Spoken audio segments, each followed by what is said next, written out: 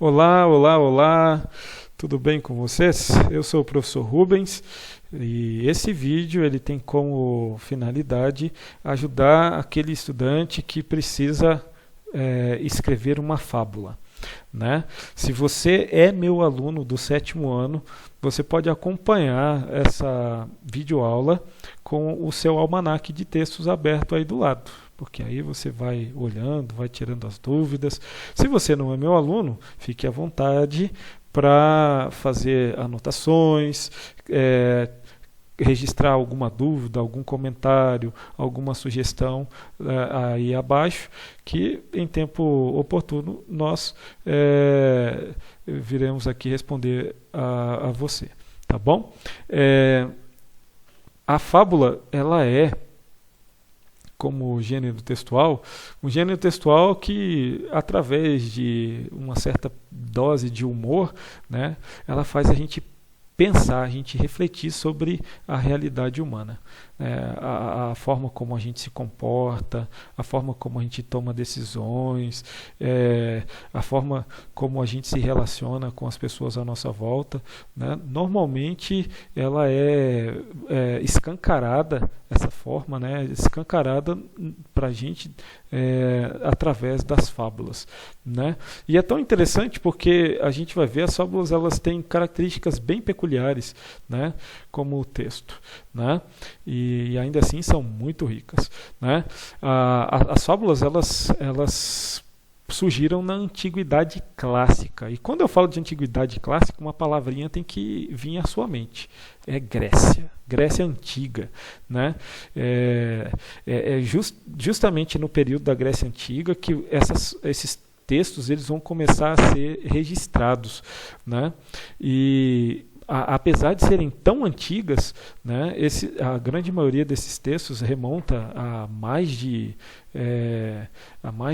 1000 anos até, e ainda assim eles são extremamente atuais naquilo que nos ensinam como lições de vida, né, como valores que a gente tem que aprender, né? Então vamos descobrir um pouco mais sobre esse gênero aí para te ajudar a produzir uma boa fábula ou uma releitura de fábula, caso você esteja produzindo algo nesse sentido. As fábulas elas são normalmente uma história curta, né, que tem como finalidade mostrar para a gente ou um vício, um defeito de caráter, né, ou uma virtude, uma qualidade que a gente tem.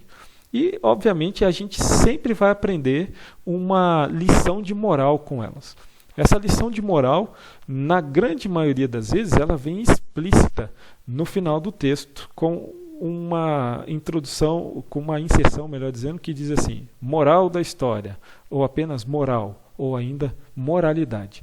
Em outros casos mais raros, a gente interpreta de acordo com o contexto, mas que fica evidente ali uma mensagem diretamente voltada para o leitor, né? Quem foi que começou? Quem são os principais autores? Bom, o primeiro autor, né, a ser destacado é esse grego aí, que viveu justamente nesse período que eu mencionei, o período da Grécia Antiga. Veja que ele viveu no século 6 a.C. E o nome dele é Esopo.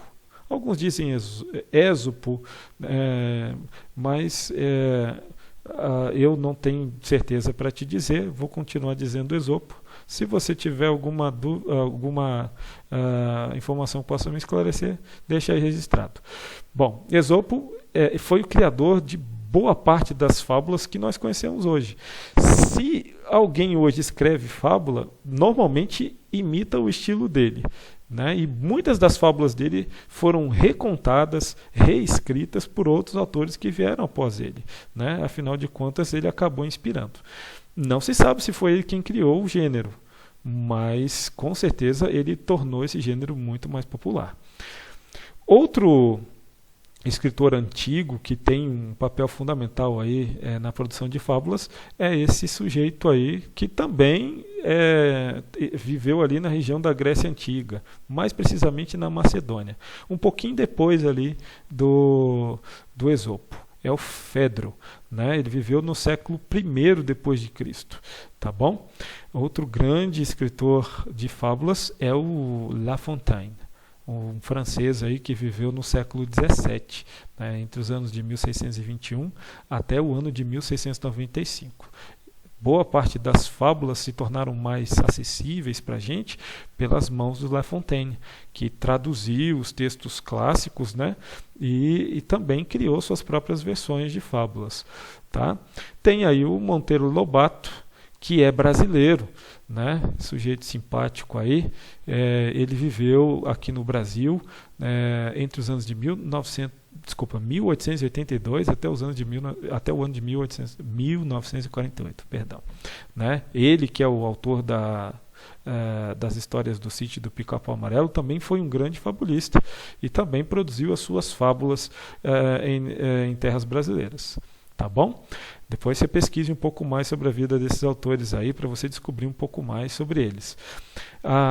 Quais são as características que as fábulas devem ter? Bom, as fábulas, elas normalmente têm título objetivo. A grande maioria trata-se de duas palavras no título, normalmente os personagens que lá são encontrados, né? A raposa e as uvas, a tartaruga e a lebre, a formiga e a cigarra. Vejam, são títulos bem curtinhos, mas que ajudam a gente já a ter um interesse pela leitura. E uma outra característica importante é que as fábulas, elas sempre apresentam personagens inusitados. São animais com características humanas, né? Essa humanização dos animais que falam, pensam e agem como seres humanos, a gente chama de personificação. É uma figura de linguagem. Anota bem isso aí. Uma figura de linguagem que faz com que seres que não são humanos se comportem como se fossem seres humanos. Isso nas fábulas é constante. Uma outra característica que a gente já mencionou é que é uma história curta que às vezes é contada para a gente em versos, como se fosse um poema, uma poesia declamada, né? E por fim, você não deve esquecer do ensinamento, né, que normalmente vem sintetizado no final do texto, que a gente chama de moralidade ou moral da história.